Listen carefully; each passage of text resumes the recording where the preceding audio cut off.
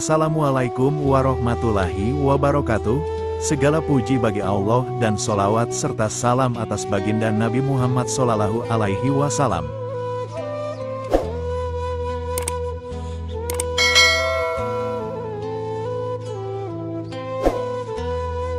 Kisah mualaf tergerak masuk Islam lewat Al-Quran usang, diusir keluarga hingga tidur kelaparan.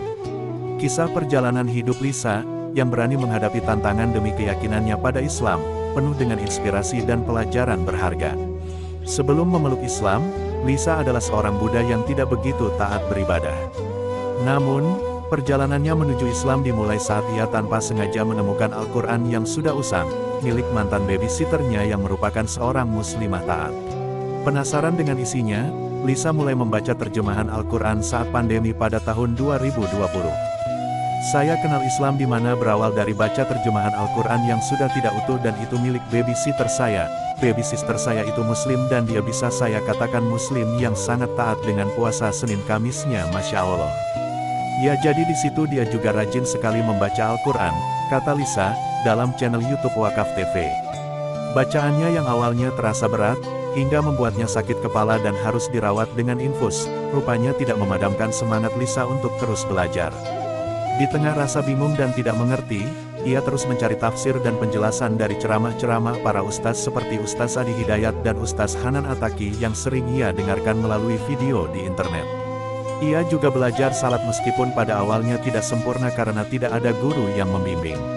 Al-Quran itu saya baca, itu saya nggak paham apa yang saya baca, jujur saya sakit kepala waktu itu, pusing. Bahkan saya sampai sempat impus 3 botol, gara-gara tidak bisa memahami Al-Quran tersebut. Tapi keinginan belajar itu ada, menarik banget ya, karena bahasanya terlalu tinggi, ujar Lisa.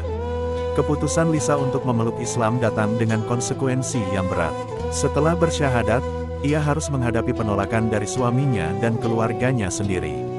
Ia bahkan diusir dari rumah, dilarang salat, dan harus menjalani ibadahnya secara sembunyi-sembunyi, seperti salat di luar rumah atau di tempat-tempat yang tidak lazim. Namun, Lisa menegaskan bahwa tekadnya semakin kuat setelah terinspirasi oleh kisah sahabat Nabi, Umar bin Khattab, yang teguh dalam keyakinannya setelah memeluk Islam.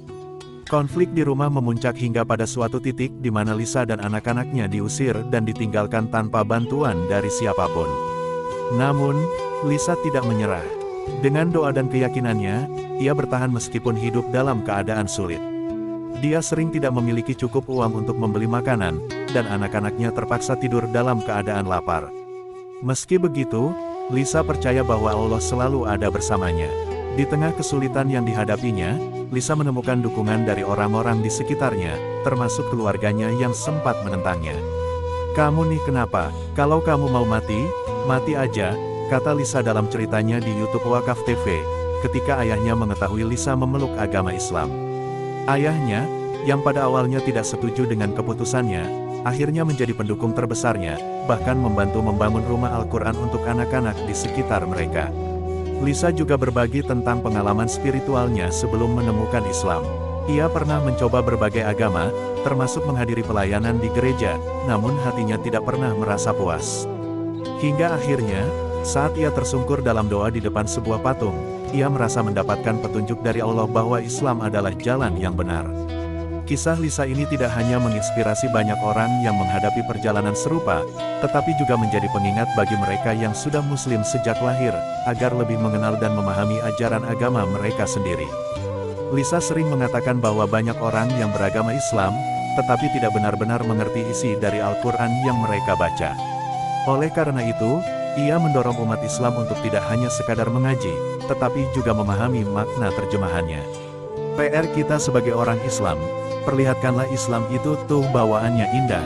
Masya Allah, Islam itu indah.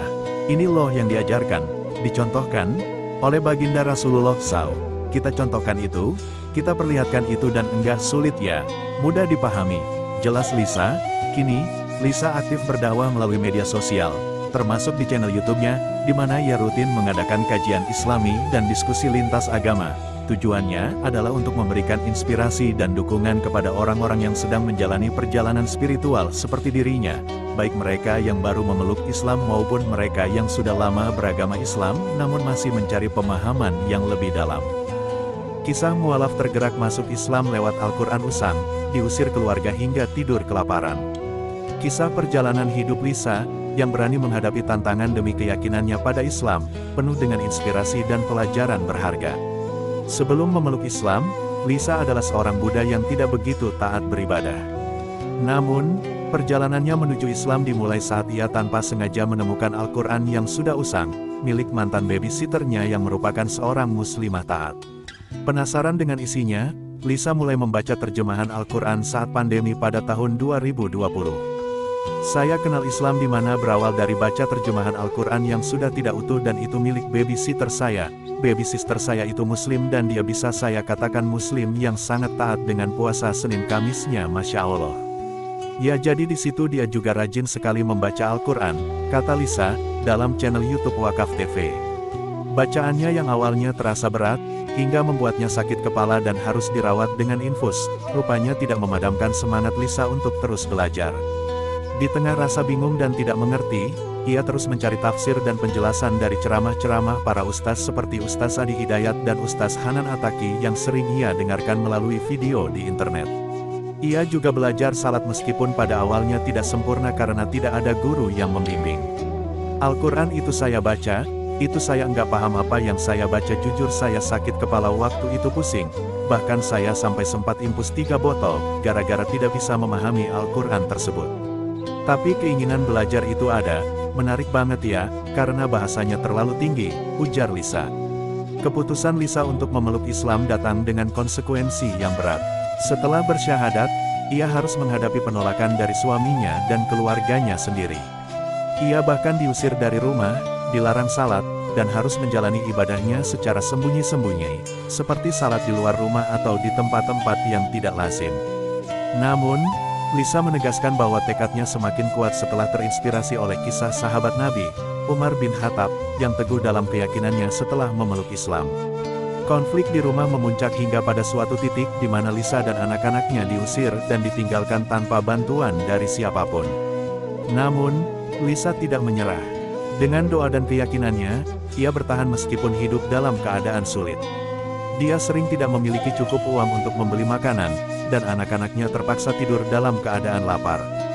Meski begitu, Lisa percaya bahwa Allah selalu ada bersamanya. Di tengah kesulitan yang dihadapinya, Lisa menemukan dukungan dari orang-orang di sekitarnya, termasuk keluarganya yang sempat menentangnya. "Kamu nih kenapa? Kalau kamu mau mati, mati aja," kata Lisa dalam ceritanya di YouTube Wakaf TV, ketika ayahnya mengetahui Lisa memeluk agama Islam. Ayahnya, yang pada awalnya tidak setuju dengan keputusannya, akhirnya menjadi pendukung terbesarnya, bahkan membantu membangun rumah Al-Quran untuk anak-anak di sekitar mereka. Lisa juga berbagi tentang pengalaman spiritualnya sebelum menemukan Islam.